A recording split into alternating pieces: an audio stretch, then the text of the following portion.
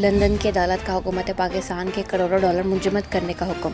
Broad sheet company نے حکومت پاکستان کے خلاف کیس دائر رکھا ہے، جس میں عدالت نے $26 ملین منجمد کرنے کا حکم جاری کر دیا۔ پاکستانی حکومت اور قومی احتساب بیورو کے خلاف مقدمہ جیتنے کی کوششوں کے درمیان براڈ شیٹ LLC نے برطانیہ کے مختلف کمرشل بینکوں میں موجود ریاست پاکستان کے $26 ملین منجمد کرا دی ہیں۔ لندن میں قائم انصاف کی اعلیٰ عدالت ہائی کورٹ آف جسٹس کے ذریعے کمپنی نے تھرڈ پارٹی ڈیڈ آرڈر حاصل کیا، جس میں یونائیٹڈ نیشنل بینک کو ہدایت کی گئی ہے کہ وہ ریاست پاکستان کے مالی اکاؤنٹس میں منجمد کر دے۔ اکاؤنٹس اس وقت تک منجمد رہیں گے جب تک نومبر میں کیس کی حتمی سماعت نہیں ہو جاتی۔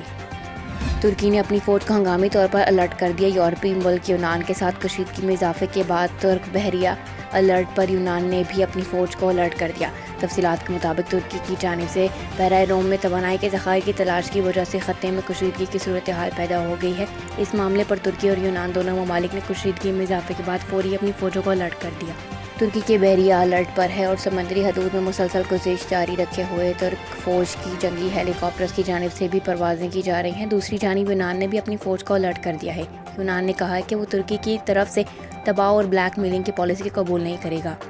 امریکہ میں مسلم رہنماؤں نے ڈیموکریٹک صدارتی امیدوار جو بائیڈن کی حمایت کا اعلان کر دیا۔ ممتاز امریکی مسلم رہنما طاہر جاوید اور ان کے ہمراہ نعمان حسین، محسن انصاری، مصطفیٰ تمیز، ڈاکٹر اعجاز احمد نے صدارتی امیدوار جو بائیڈن سے ورچوئل میٹنگ کی اور حمایت کا اعلان کیا۔ امریکی میڈیا کے مطابق مسلمز فار بائیڈن کے پلیٹ فارم سے ہونے والی آن لائن فنڈ ریزنگ تقریب سے خطاب میں جو بائیڈن کا کہنا تھا کہ ٹرمپ نے نفرت اور نسلی امتیاز کا پرچار کیا۔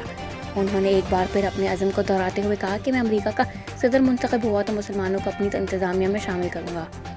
جو بائیڈن کا کہنا تھا کہ حالیہ برسوں میں مذہب کی بنیاد پر جرائم میں 15% اضافہ ہوا۔ امریکہ میں آباد مسلمان کمیونٹی ملک کی ترقی اور خوشحالی میں اہم کردار ادا کر رہی ہے۔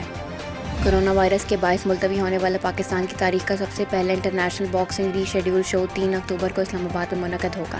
منگل کو اسلام آباد میں PSP اسپورٹس کمپلیکس میں قائم عامر خان باکسنگ اکیڈمی میں میڈیا بریفنگ کے دوران عامر خان نے انگلینڈ سے ویڈیو لنک کے ذریعے گفتگو کرتے ہوئے بتایا کہ پاکستان کی تاریخ کا سب سے پہلا انٹرنیشنل باکسنگ ری شیڈول شو 3 اکتوبر کو اسلام آباد میں منعقد ہوگا، جس میں پاکستان کے معروف عالمی باکسر عثمان وزیر ملک اپنی پہلی انٹرنیشنل فائٹ میں شرکت کریں گے، جبکہ اکیڈمی میں ہونے والے اس انٹرنیشنل شو میں پاکستان کے ایک اور معروف باکسر آصف ہزارہ بھی اپنی پہلی پروفیشنل فائٹ لڑیں گے۔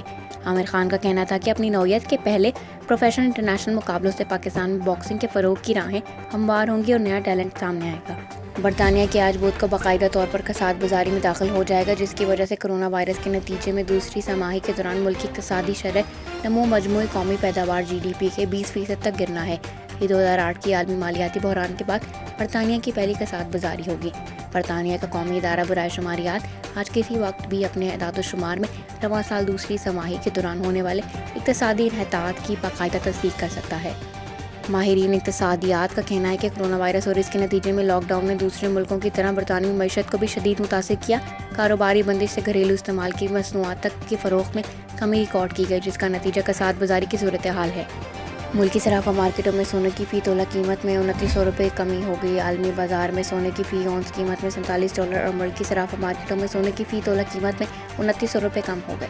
بین الاقوامی بلینڈ مارکیٹ میں فی اونس سونے کی قیمت یکدم سے $43 کم ہو کر $1988 کی سطح پر پہنچ گئی، جبکہ مقامی صرافہ مارکیٹوں میں فی منگل کے روز فی تولہ اور 10 گرام سونے کی قیمتوں میں بالا ترتیب $2900 اور $2488 کی کمی ہوئی۔